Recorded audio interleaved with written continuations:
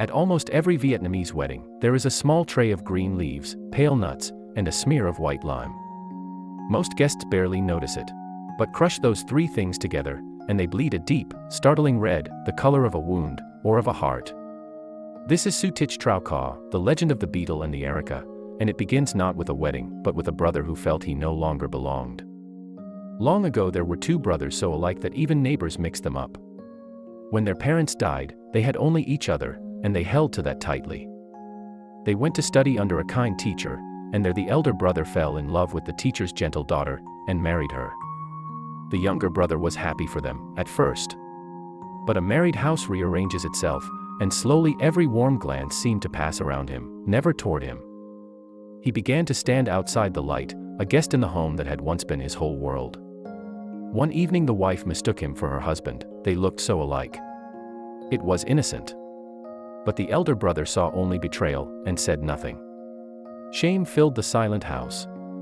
Before sunrise, the younger brother walked away, carrying only a small bundle and a wound no one had named. He reached a wide, cold river he could not cross, lay down on the bank, and in his grief became a pale white stone. The elder brother, searching, found the stone, understood, and grieving, rose into a tall Areca palm above it.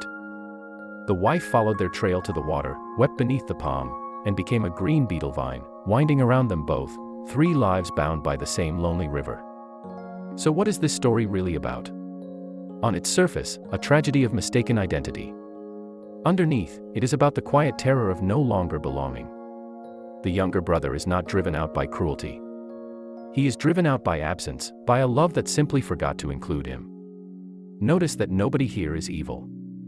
The wife's mistake is honest, the elder's jealousy is human, the younger's grief is real. They are undone not by hatred, but by things left unspoken. And see what love becomes when it loses its words, it hardens into stone, it grows rigid as a tree, it clings like a vine. Grief takes the shape of whatever it could not say in life. Yet the story refuses to end in despair.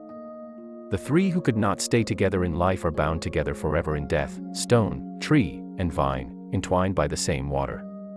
That is the strange mercy at its heart, that devotion, even when it fails, does not vanish.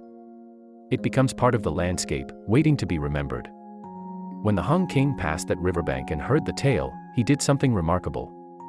He took the leaf of the vine, the nut of the palm, and the lime of the stone, and pressed them together. They bled a deep red, three lives becoming one taste, and he declared that from then on, betel and Areca would join every marriage in the land. That is why, to this day, a Vietnamese wedding begins with a tray of betel. The red quid is a promise that this union, too, will hold, through misunderstanding, through silence, through death itself. A whole people took a private grief and turned it into a public vow. Memory became ritual, so that no one would forget how easily love can be lost, or how fiercely it can endure. So the next time you see that small red stain on an elder's lips, remember, it is not just a custom.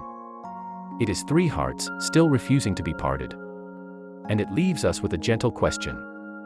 Who in your life has quietly begun to feel that they no longer belong, and what would it cost you to simply say their name? Tell us in the comments. And if this story moved you, subscribe to FokeTale, where we bring the old wisdom of Vietnam back to life, one tale at a time.